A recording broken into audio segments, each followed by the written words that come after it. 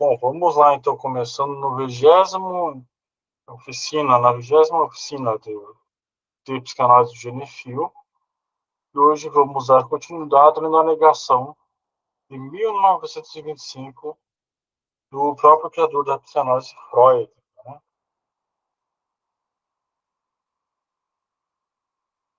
O modo como nosso paciente apresenta suas ideias espontâneas no trabalho psicanalítico nos fornece a oportunidade para algumas observações interessantes. Você agora vai pensar que eu quero dizer algo ofensivo, mas não tenho de fato essa intenção.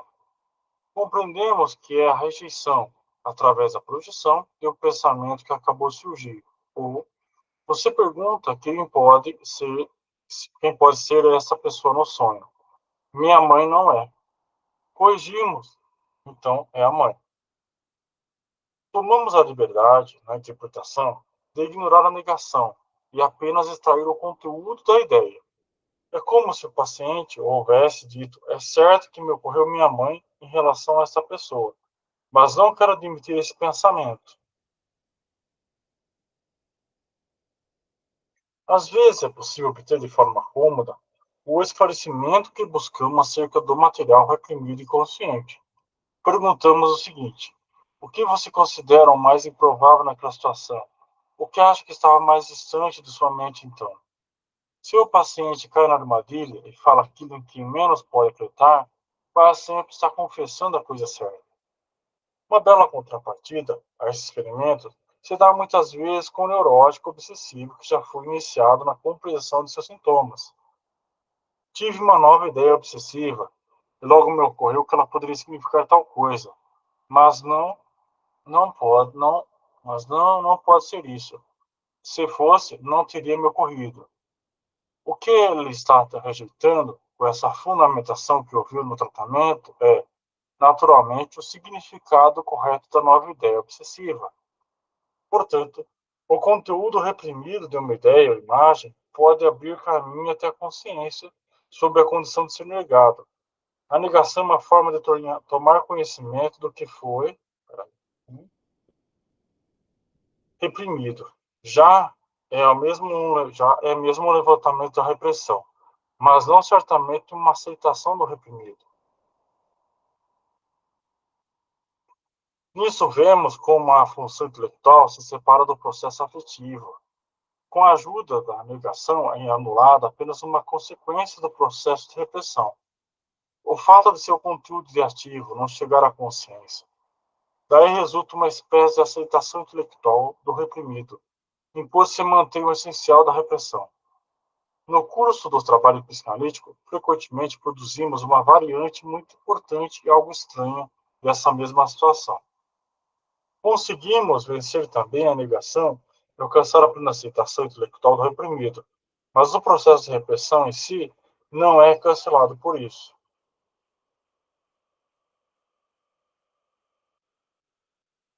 Como é tarefa da função intelectual do juízo confirmar ou negar os conteúdos dos pensamentos, as observações precedentes nos levam à origem psicológica dessa função.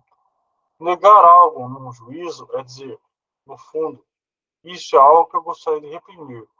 O juízo negativo é o substituto intelectual da repressão. Seu não é um sinal distintivo, seu certificado de origem, como Made in Germany, digamos. Através do símbolo da negação, o pensamento se livra das limitações da repressão e se enriquece do conteúdo de que não pode prescindir para seu funcionamento.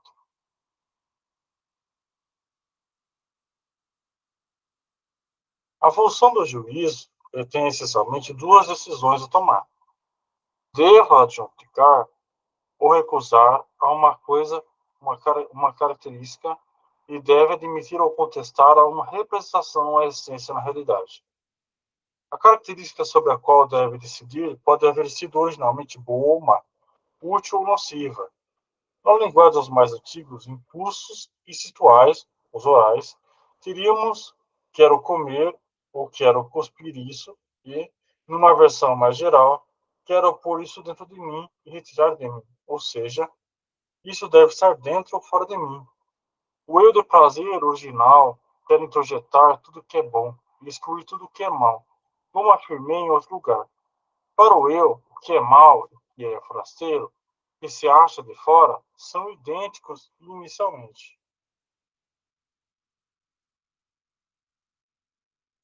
Outra decisão da função do juízo, aquela sobre a existência real de uma coisa representada, é do interesse do eu-realidade definitivo que se desenvolve a partir do inicial eu de prazer. Exemplo, exame de realidade.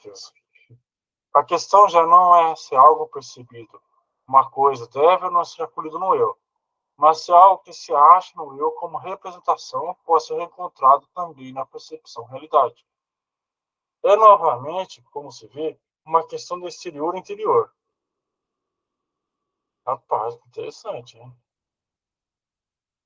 O não real, apenas representado, subjetivo, está apenas dentro, o outro real também se acha fora.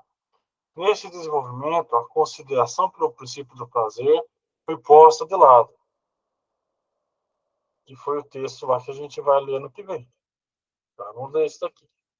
A experiência ensinou que é importante não apenas uma coisa, que uma coisa, objeto de satisfação, possua característica boa, isto é, mereça acolhimento no eu, mas que também se acha no mundo exterior, de modo que seja possível apossar-se dela em caso de necessidade.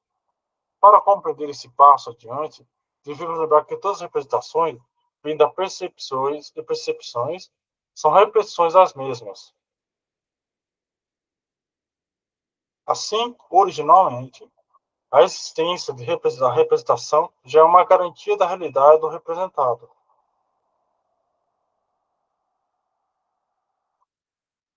A oposição entre o subjetivo e o objetivo não existe desde o começo.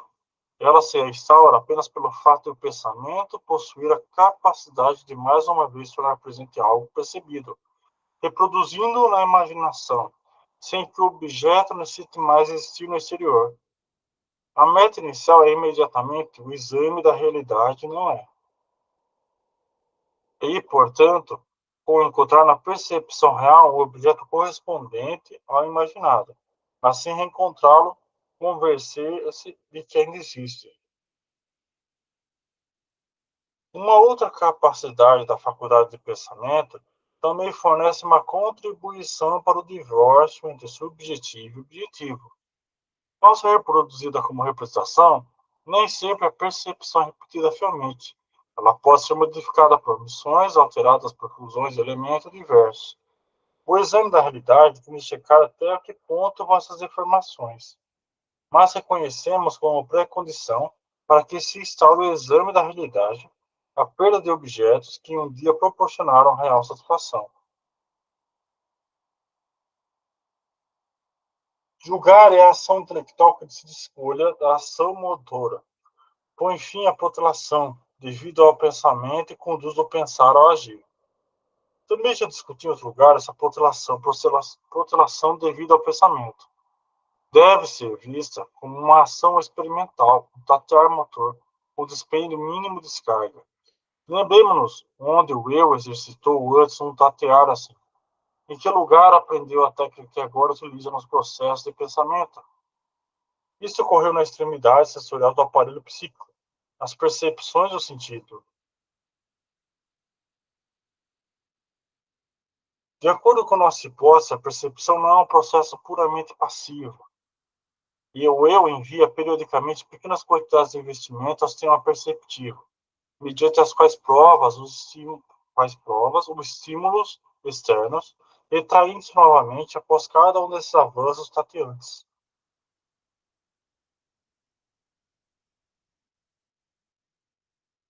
O estudo do juízo nos permite, quiçá, pela primeira vez, vislumbrar a gênese de uma função intelectual a partir dos jogos dos impulsos situais primários.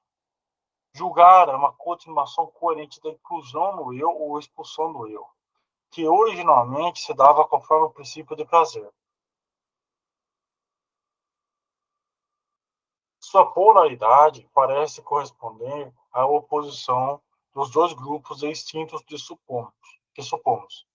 A afirmação como substituto da união pertence ao eros, a negação, sucessor da expulsão, ao instinto da destruição. O gozo em negar, o negativismo de alguns psicóticos, deve provavelmente ser entendido como sinal de disjunção de instintos. A subtração dos componentes libidinais, mas o desempenho da função do juízo é possibilitado apenas pelo fato de a criação do símbolo da negação permitir ao pensamento o primeiro grau de independência dos estados de repressão e, assim, da coação no princípio do prazer. Harmoniza-se muito bem com essas concepções da negação o fato de que na análise não encontramos nenhum não vindo do inconsciente, de que o reconhecimento do inconsciente por parte do eu se exprime numa forma negativa, numa forma mais forte do que conseguimos esvelar o consciente do que o analisando, reagindo, dizendo não pensei isso, ou nisso eu nunca pensei. Enfim. Deixa eu ver se tem alguma coisa aqui. Bom, que muito tempo. Bom, ele não dá muitas referências aqui. E aí, o que você quer fazer? Como você quer destrinchar isso?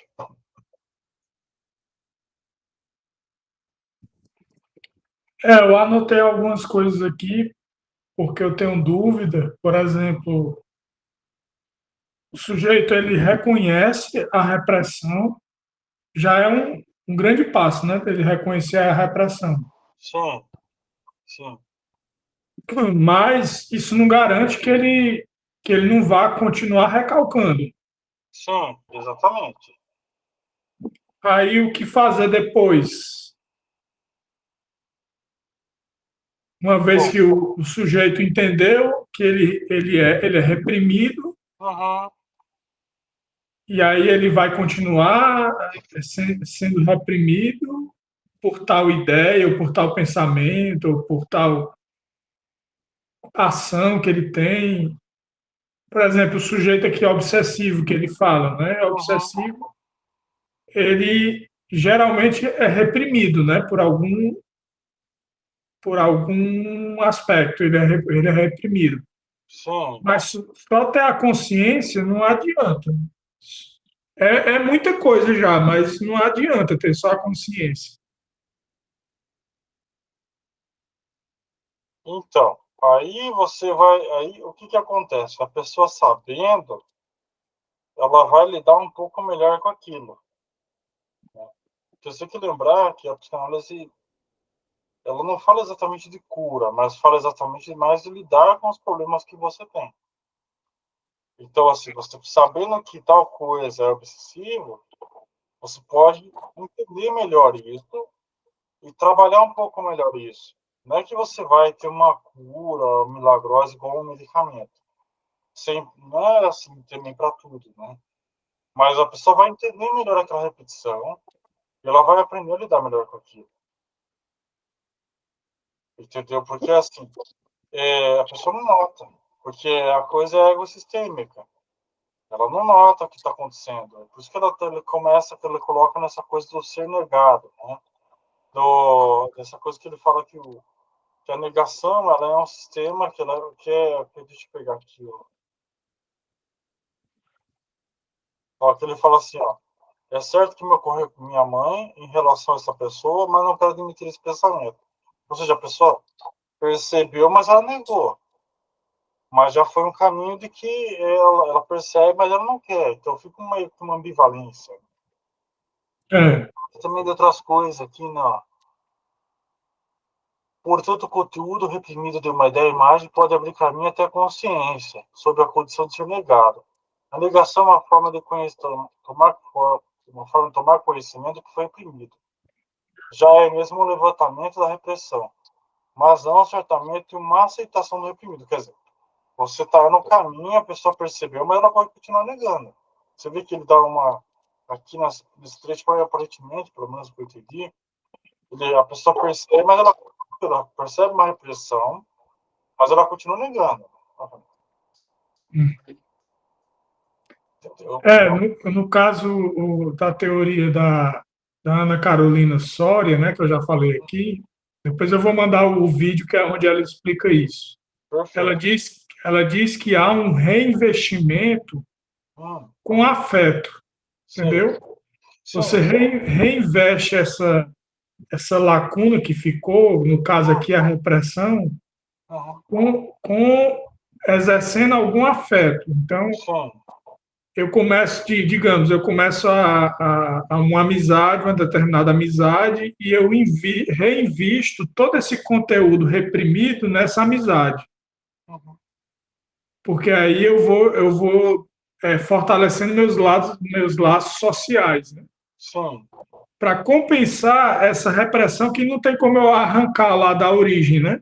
sim, Porque se você foi reprimido, foi reprimido por alguém, né?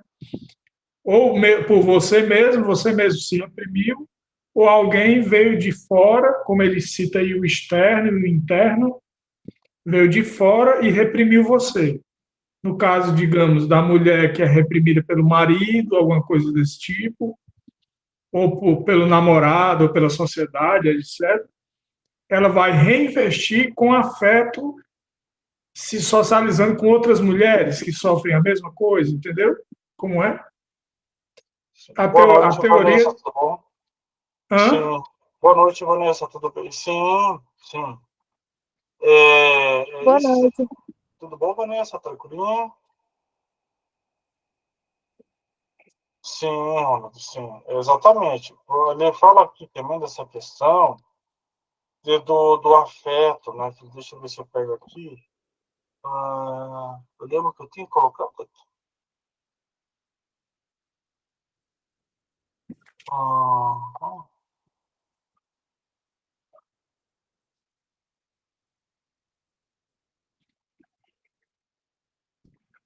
eu lembro que ele fala alguma coisa aqui também, dessa questão do investimento. Agora eu não vou lembrar onde que ele está colocando. Deixa eu só. Aqui. Ele fala do investimento aí mesmo. Em algum canto aqui ele fala do investimento. Dá um Ctrl F aí que ele acha a palavra. Peraí. Olha lá, vamos ver aqui, ó. Aqui estava marcado, tá vendo? De acordo com a nossa hipótese, a percepção não é um processo puramente passivo. O eu envia periodicamente pequenas quantidades de investimentos sem uma perceptiva, mediante as quais provas os estímulos externos retraindo-se novamente após cada um desses avanços tateantes. Ou seja, é o que você falou, tem essa questão do investimento, né? Dessa professora que você falou, e que esse investimento ele vai para outro canto. Que essa energia de investimento ela vai para outro canto. Né? Só que aqui E ele fala do investimento perceptivo. Ainda está no nível da percepção. sim, Não chegou ainda nos afetos, né? não, chegou. Você vê que ele fala também muita repetição, né? Você vê que o texto fala muito dessa coisa de repetição. Tá aqui em cima, aqui, ó, ela ser reproduzida como. E fala da representação. Isso aqui seria uma coisa interessante para a gente procurar lá no grupo de repristologia, do professor Ricardo, jogar essa parte desse texto aqui que ele fala da representação, que talvez tenha um belo artigo, alguma coisa assim. E também ele fala outra coisa, que essa aqui, a meta inicial é imediatamente o exame da realidade, não é, portanto, encontrar na percepção real o objeto correspondente ao imaginado. Assim, encontrá-lo ou convencer-se de que ainda existe. É uma coisa interessante também, né? Porque muitas vezes a gente percebe as coisas de uma forma errada, de uma forma errônea. Isso é bem filosófico até, né? Se você for perceber. Sim. Porque quando a gente diz não, né, por exemplo, a questão do não ser e do ser, né?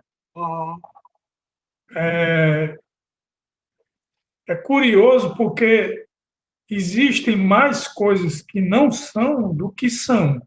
uhum,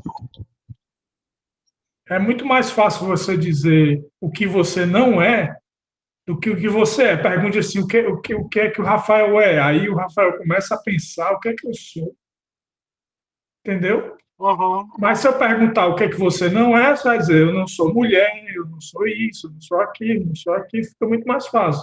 Só que Sim, nesse processo de negação, você mostra na verdade, aquilo, segundo o Freud, né? Aquilo que está no seu recalque, não é isso? Isso. Só que eu não sei se eu concordo totalmente com Freud, porque você pode fazer uma negativa falando a verdade, realmente. Não, não tem segundas intenções, não tem nada por trás, não tem nenhum conteúdo escondido. A não ser que todo o conteúdo para ele negativo seja um conteúdo do inconsciente, propriamente do inconsciente. Eu não sei se é isso. O que pode estar acontecendo também é que, dentro de um quadro clínico, a negação fique com outro sentido. Então, assim, há uma negação, talvez, eu precisaria investigar isso mais a fundo, para ver se eu estou falando besteira ou não, mas há dentro de um quadro psicopatológico, a negação ela acaba tendo um aspecto diferente do que uma negação comum. É a mesma coisa que a gente pensa no narcisismo. O narcisismo há ali um nível que é o normal, podemos dizer assim. É um nível, podemos dizer também, saudável. Mas há também outras coisas que não transformam mais em saudável. Eu já vou para os extremos, ou há situações que não são, porque são tamponados, igual na situação defensiva. Então, não sei se a negação tem essas coisas também. Agora, eu acho que tem muito a ver a questão do externo e do interno que ele fala aí. Hum, Porque quando você nega, você tira, por exemplo, eu não sou, sei lá, não sou médico. Pronto, não sou médico. Mas pode ser que em algum momento eu já quis ser médico. sim, Então, por que que eu escolhi logo não sou médico? Entendeu? sim, Aí eu tô tirando de dentro para fora, né? Quando eu sim. nego, eu tô tirando algo que é pessoal meu e tô externalizando, na verdade. Só que pelo inverso, pela inversão, Uhum.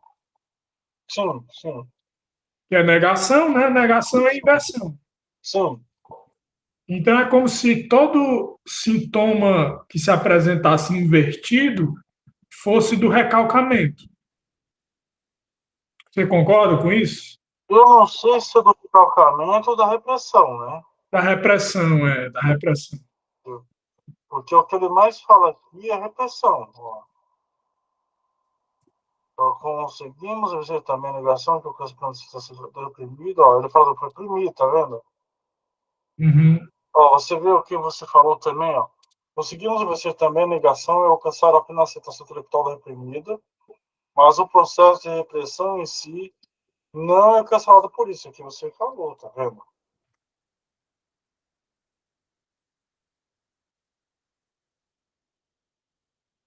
Porque a repressão meio que ela já é uma negação, né? A repressão, É, exatamente. ela já é uma negação. Aí quando você nega, você confirma a repressão. Isso, Entendi, aqui, entendi. nessa parte aqui. Portanto, o conteúdo reprimido de uma ideia ou imagem pode abrir caminho até a consciência sobre a condição de ser negada. A negação é uma forma de tomar conhecimento do que foi reprimido, já é mesmo um levantamento à repressão, mas não, certamente, uma aceitação do reprimido. É o que a gente voltou no começo do que a gente estava discutindo, né? O quanto você pode falar negação, mesmo assim, e tendo uma repressão, né? Mas não certamente uma aceitação do reprimido. É interessante você pensar nisso, como é meio dual, né? É um texto bem denso mesmo, né?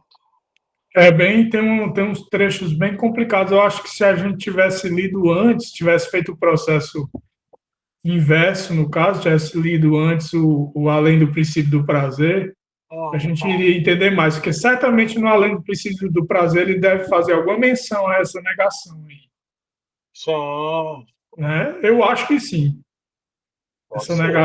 Essa negação. E depois eu vou dar uma conferida aqui no chat GPT só para confirmar isso,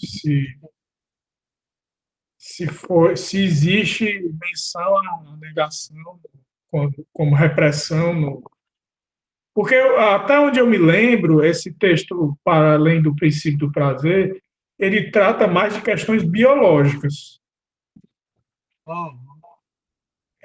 da sexualidade enquanto biologia mesmo, do corpo e tudo, e como isso se relaciona com as manifestações psíquicas. Uhum. Mas eu não sei se ele trata de negação ou de alguma coisa desse tipo, não. Eu também não, como eu também não li, bom, mas a gente pode marcar para janeiro daí também para ler esse texto, Beleza. Não, beleza, já. porque realmente, porque é que assim, alguns textos do Freud, isso, como você pode perceber, eles são bem tranquilos de ler, mesmo sem estar com outros, né? Esse foi um texto que está exigindo uma outra leitura prévia. Alguns estão falando de outras, sei lá, você pode ler ele sozinho que você entende, né? Esse já está pedindo outro texto, né? Porque mais embaixo, lá no final, ele vai falar do ato de mamar, se eu não me engano. Ele não fala, né?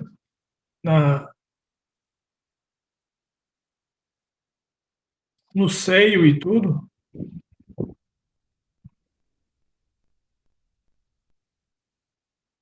Será que eu tenho?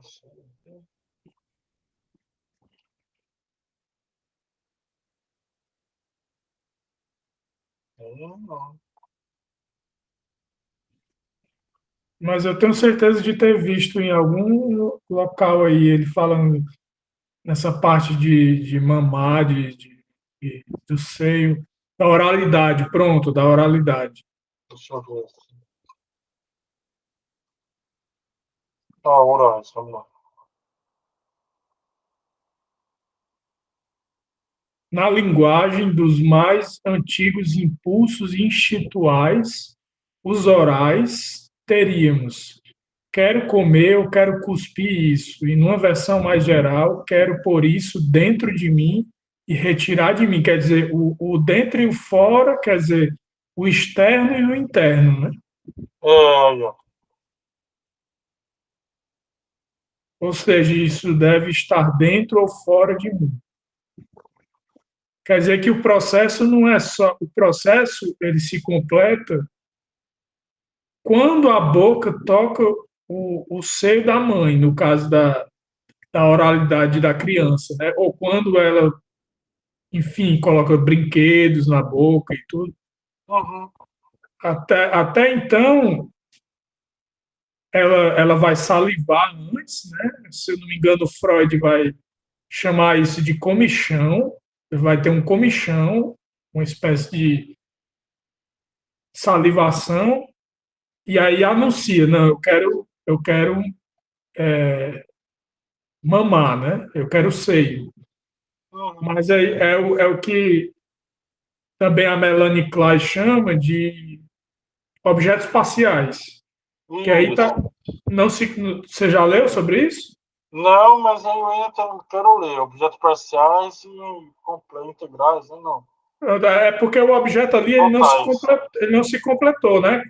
Quando fecha no seio da mãe, aí houve a completude, aí pronto, o prazer se completa, entendeu? Sim. Objetos parciais e totais. Objetos o quê? Parciais e totais. Totais, né? Isso. Isso, vou até anotar aqui para pesquisar depois. O que acontece, pelo que eu pude entender sobre objetos parciais, é o seguinte: a pessoa ela vai ter, por exemplo, assim, tudo vai ser ruim ou tudo vai ser bom. A pessoa não aceita que as coisas elas podem ser boas e más ao mesmo tempo. Por Uhum. isso que fala assim do ser bom e ser mal, né? Você vê a própria que você fala de que ele fala mesmo a questão desses teríamos, na linguagem dos mais antigos impulsos situados orais, teríamos quero comer ou quero cuspir isso. Você vê que a mesma coisa, você faz duas coisas, né? A questão do deve adjudicar ou recusar. A função tem essencialmente duas, a função do juízo tem essencialmente duas decisões a tomar. Deve adjudicar ou recusar uma coisa, uma característica, e deve admitir ou contestar uma representação, a essência na realidade. A característica sobre a qual deve decidir pode haver sido originalmente boa ou má, útil ou nociva. Você vê, útil ou nociva é muito interessante. É um conceito que eu não tinha percebido, né? Útil ou nocivo, boa ou má, fica um pouco até similar, né, em certos aspectos. Mas isso vem justamente disso, porque a criança, ela não entende como que o mesmo objeto que ela tem prazer, ela sente uma certa raiva. Então ela tenta destruir também. Você viu, ó, quero comer ou quero cuspir. Quero isso de mim, quero retirar de mim. Ou seja, isso deve estar dentro ou fora de mim.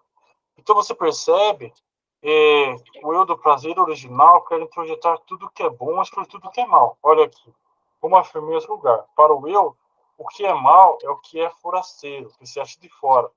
São idênticos inicialmente, ó. Você está vendo? É isso que é o. Aqui a gente já tem um pequeno objeto parcial aqui, você vê? Tu introjetar tudo que é bom, excluir tudo que é mal. Mas só que as coisas no mundo reais, elas são ambivalentes, né? Elas têm coisas do tipo assim, uma coisa é boa e é mal ao mesmo tempo. Você pode pensar assim, em um trabalho, por exemplo. Sei lá, a pessoa trabalha com alguma coisa. É bom porque ela está ganhando dinheiro, mas o trabalho é ruim porque é pesado. É uma Uhum. noção ambivalente do mesmo objeto. Entendeu? Aquela coisa do prós e contras, né? O ossos dos ofícios. E é isso que você vai tendo nessas coisas, tá vendo? Ele quer introjitar, quer tudo para ele que é bom e quer expulsar tudo que é mal. E isso aqui também deve ter relação com aquele texto O Estranho que a gente leu, do Freud. É por isso que ela vai equilibrando o prazer, né? Sim, Porque o prazer não é uma coisa que eu preciso ter todo o tempo, ou seja, eu posso ter um trabalho que o trabalho é desgastante, mas aí depois eu recebo meu salário e vou desfrutar do meu salário. sim. Entendi. Porque eu não sei se tudo na vida, mas praticamente tudo que eu posso lembrar é ambivalente. Você pode gostar, por exemplo, assim, sei lá, dormir é bom, mas se a pessoa ficar só dormindo, entendeu? Aí A faz vida mal. dela não vai andar. Sei lá, trabalhar com uma coisa pesada, algumas pessoas podem ter prazer, mas ao mesmo tempo, se trabalhar só com aquilo pesado, pode ter lesão, pode tirar a sorte. Então é meio que ambivalente, sabe, as coisas. Então aí é que tá a grande coisa que a gente vê aqui. Vamos reler esse outro parágrafo que está interessante também, que é a fala do lado exterior e interior, né, que é o que a gente estava falando. A outra decisão da função do juízo, aquela sobre a existência real de uma coisa representada, é do interesse do eu realidade definitivo, que se desenvolve a partir do inicial eu de prazer, exame da realidade. A questão já não é se algo percebido, já não é se algo percebido, uma coisa, deve ou não ser acolhido no eu, mas se algo que se acha no eu como representação, pode ser encontrado também na percepção realidade. É novamente, como se vê, uma questão de exterior e interior.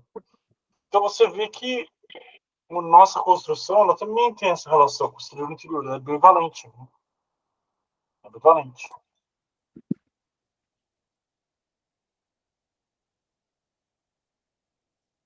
E no caso do exterior, do interior, pode ser tanto o interior do organismo, né, que o organismo funciona no interior do seu corpo, Uhum.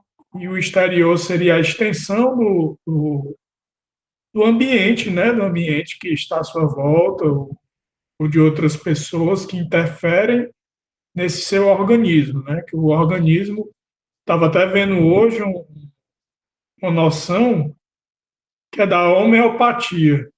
Sim, que é a noção de que o ambiente interfere na sua saúde mental.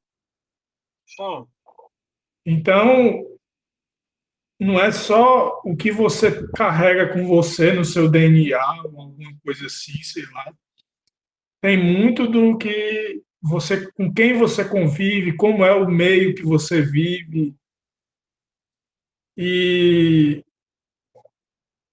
em relação à função do juízo, né, eu acho que tem a ver com, não só com, como ele diz aí, com a coisa representada, mas com a volta dessa representação.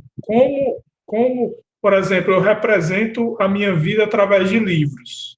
Basicamente, eu passo o dia todo lendo, estudando. Mas como é que esse conhecimento volta para mim, entendeu? uhum, Então é sim, o exterior e o interior. O exterior são os livros, mas a leitura é uma, uma atividade, né, muito solitária, que você faz só com você mesmo ou faz o que a gente está fazendo agora, né, que facilita muito. sim, Mas mesmo assim, depois eu vou ficar pensando sobre isso, você vai ficar pensando, e aí é assim que circulam as ideias, né? Mas para uma pessoa, por exemplo, que é só pragmática, né, não uhum, faz o menor sentido isso que a gente está fazendo. sim, Então sim, tem cada pessoa tem um exterior e tem um interior. Agora tem exteriores e interiores que são mais comuns a muitas pessoas, né? Como por exemplo o meio onde você vive, o bairro, a cidade, o país, a política, e aí você vai construindo uma série de ambientes que vão perpassando o seu eu, né? uhum, No caso aqui, essa função do juiz é você dizer, não, isso me dá prazer. No caso aqui, ele diz assim, a partir do que ela se desenvolve a partir do inicial eu de prazer. Quer dizer, o eu de prazer é o que? É o exame da realidade. Quando eu sinto, eu sei que estou sentindo prazer e não dor, é, faz sentido, faz sentido os processos psíquicos, porque ninguém gosta de pensar sentindo dor, sim, imaginar sentindo dor, entendeu? uhum, Então, o prazer, eu acho que o prazer se encaixa nisso, mas eu não sei, como eu não sei o que é o princípio do prazer ainda, se é isso, né? Ou se ele faz com que exista essa dualidade, ele faz com que exista dor também, uhum, porque a dor seria a ausência do prazer, né? Não tenho prazer, então eu sinto dor. sim. Ou Acho que é por aí. desprazer, né? Prazer e desprazer, né? Que ele coloca. Mas sim, eu acho que é isso mesmo. Nossa, que noite, real, tendência chacrona.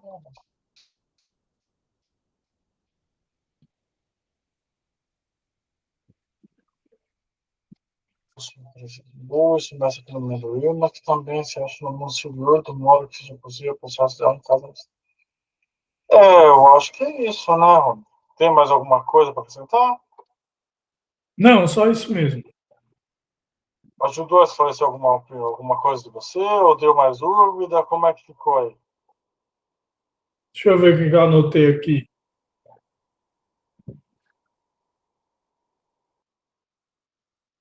Como é que você relaciona esse processo inverso da repressão com o externo e o interno?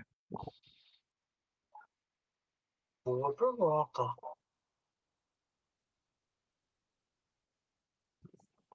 Porque se eu digo não,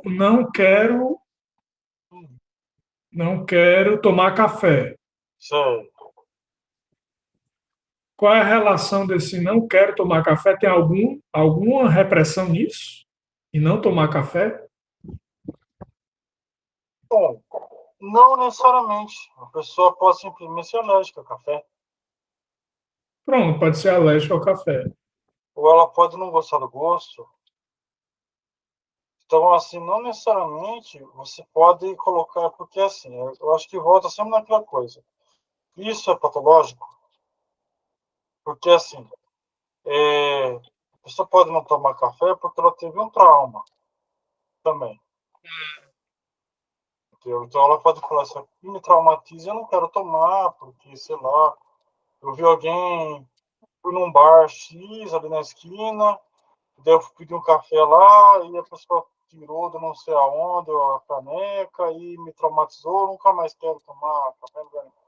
Mas você é outra coisa, por exemplo. Pode ser, daí você tem um problema patológico, psicopatológico. Assim como pode não ser. O próprio Freud, ele coloca muito isso, assim.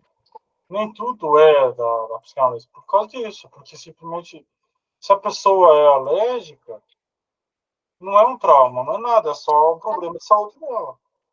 É igual um diabético. Um diabético não pode comer doce porque não é um trauma pelo doce, é porque ela não pode, porque a saúde dela está acima da escolha dela de comer aquilo. Faz sentido? Faz sentido. Também me leva a imaginar aqui a cena do bebê tentando mamar e não consegue mamar porque é interrompido. Alguma coisa acontece que interrompe ele. Uhum. Aí ele fica chateado com aquilo e começa a chorar. Então a Sim, experiência que era para ser prazerosa começou a ficar dolorosa. sim. Isso pode gerar vários traumas, né? E aí ele vai ter raiva, aí ele vai morder. Ele É morde a o mãe. quê? Ele morde a mãe de raiva. Ele É, ele morde a mãe. morde a mãe de raiva. Ele morde a mãe. Daí a mãe fala, não faz isso. Ele morde. Porque ele tá destruindo uma coisa que deu prazer pra ele. Uhum. Aí já entra com aquelas teorias da Meneclar, que eu também não conheço muito a fundo, que trabalha muito isso com o Winnicott também. Já começa a entrar com esse pessoal que já é outra linha da psicanálise também. Entendeu? Mas é para você ver como a coisa é bem complexa. Não só É, nega como tem raiva. porque o leite vem do interno, né, do corpo Sim, interno, mas aí ele sai, vai para o externo. Então, o que alimenta é o que sai, não o que entra nesse caso, né, nessa fase inicial da infância. uhum, É o que sai, por exemplo, já o brinquedo que ele morde, já está no externo e ele quer sim, colocar para dentro. É o processo inverso. sim. Será que tem alguma coisa a ver com a negação isso? Não sei se tem a ver com a negação ou com o prazer, né? Aham, talvez seja mais com prazer do que com a negação, né? É, porque existem certas coisas que elas são em conjunto. Entendeu? Por exemplo, assim, não tem como eu usar a internet sem ter energia elétrica, por exemplo. Aham, Entendeu? Então eu preciso ter essas coisas, tipo, preciso ter um certo conjunto de coisas acontecendo para que a coisa ande. É a mesma coisa do leite. Então você tem que estar numa situação ali que está completo o quadro. E aí o prazer dessa criança é justamente esse, olhar aquele objeto e falar, bom, isso me dá algum prazer em morder, em chupar, em sugar, esse tipo de coisa. uhum. Entendeu? É isso, gente. Mas a gente Beleza, vai ler daí o ano que vem o outro texto lá, tá bom? beleza. É Só, 8h30 é o Aristóteles, né? 8h30 Deixa eu só fechar a gravação aqui. Beleza.